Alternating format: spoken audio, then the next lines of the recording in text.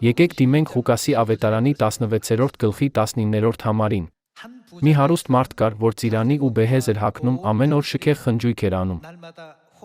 Մի աղքատ մարդ էլ կար, Ղազարոս անունով, որ վերքերով ծածկված նրա դռան առաջ ընկած էր։ Ցանկանում էր հագենալ այն փշրանքներով, որ թափվում էին հարուստի սեղանից։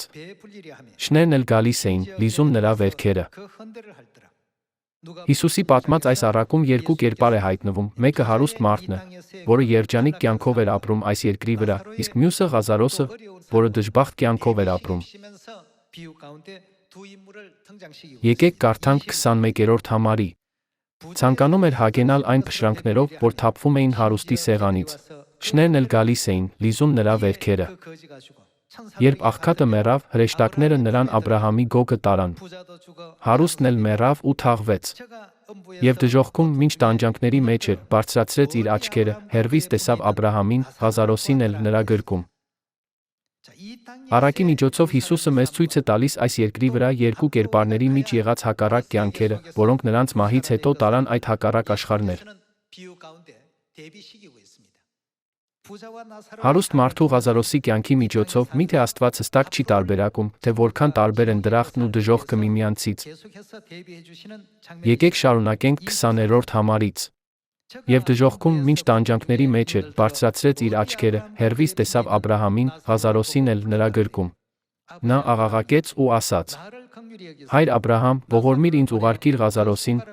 որ իր մատի ծայրը ջրով թրջի լեզուս հովացնի, որովհետև այս կրակի բոցի մեջ տանջվում եմ»։ Իսկ Աբրահամն ասաց. «Որդյակ հիշիր, որ դու ստացար քո բարիքները քո կյանքի ընթացքում, իսկ Ղազարոսն էլ չարիքները։ Հիմա սա այստեղ մխիթարվում է, իսկ դու տանջվում ես։ Եվ այդ բոլորից բացի, մեր ու ձեր միջ մեծ անդունդ է հաստատված, որպեսզի այստեղից ձեզ մոտ անցնել ուզողները չկարողանան, ոչ էլ այդտեղից մեզ մոտ անցնեն»։ Եվ ասաց. «Ուրեմն աղաչում եմ քեզ, հայր, որ դրան իմ հոր տուն ուղարկես»։ Հարուստը կարծում էր, որ մահը կյանքի ավարտն է, նա երբեք չէր պատկերացնում, որ մահը հոգոր աշխարհում նոր կյանքի սկիզբ է։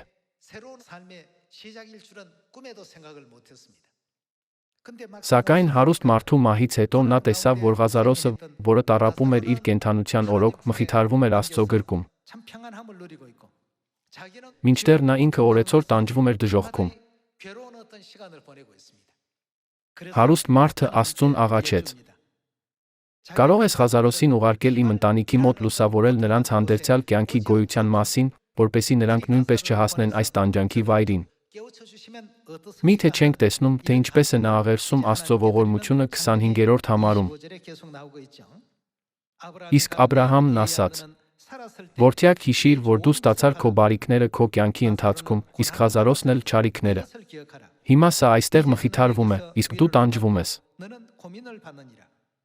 Եվ այդ բոլորից բացի, մեր ու ձեր միջ մեծ անդունդ է հաստատված, որպեսզի այստեղից ձեզ մոտ անցնել ուզողները չկարողանան, ոչ էլ այդտեղից մեզ մոտ անցնեն»։ Եվ ասաց.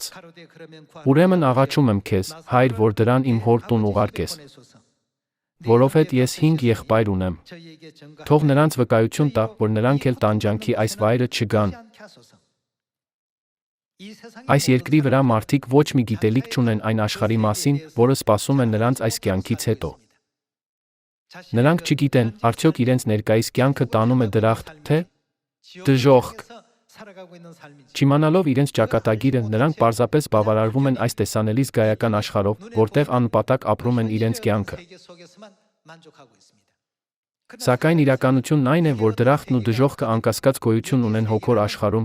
որը մենք չենք տեսնում ֆիզիկական աշխարհում, որտեղ հիմա ապրում ենք։ Հոգոր աշխարհը անտեսանելի է։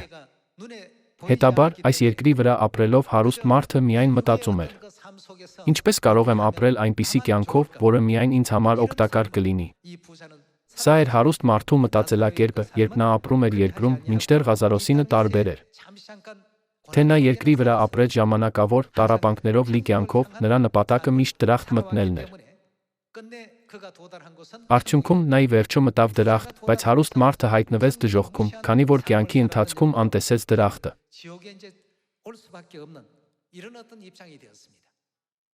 Այսպիսով, հարուստ մարդը անկեղծորեն ցանկանում էր, որ իր եղբայրները, որոնք դեռ դժոխք չէին նետվել, գնան դրախտ, գիտակցելով հասկանալով հանդերձ կյանքի մասին։ Նա հասկացավ, որ երբ մահվան պահը գա, արդեն ուշ կլինի, այնպես չէ՞։ Այլս ժամանակ չի լինի զղջալու կամ գործողությունները փոխելու համար։ Կլինի։ Արդյոք մեկ այլ հնարավորություն վերադառնալու երկիր ապրելու ճիշտ հավատքի կյանքով, հնազանդվելով Աստծո բոլոր օրենքներին, հրամանագրերին, պատվիրաններին, որոնք մեզ հնարավորություն են տալիս մտնել դրախտ։ Ոչ, չի կարող լինել, չի լինի։ Ահա թե ինչու է հարուստ մարդը այդքան զղջում հուսահատ։ Եկեք նորից կարդանք 27-րդ համարը։ Եվ ասաց. Ուրեմն աղաչում եմ քեզ, հայր, որ դրան իմ հոր տուն ուղարկես, որովհետև ես 5 եղբայր ունեմ։ Թող նրանց վկայություն տա, որ նրանք էլ տանջանքի այս վայրը չգան։ Աբրահամը նրան ասաց. նրանք Մովսեսին ու մարգարեներին ունեն։ Թող նրանց լսեն։ Իսկ նա ասաց.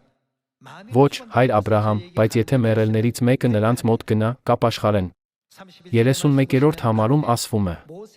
Եվ նրան ասաց. եթե Մովսեսին ու մարգարեներին չեն լսում, չեն էլ համոզվի, եթե մեռելներից մեկը հարություն առնի։ Աստված Մովսեսին մարգարեներին սովորեցրեց երկնքի արքայության մեջ մտնելու ճանապարհը։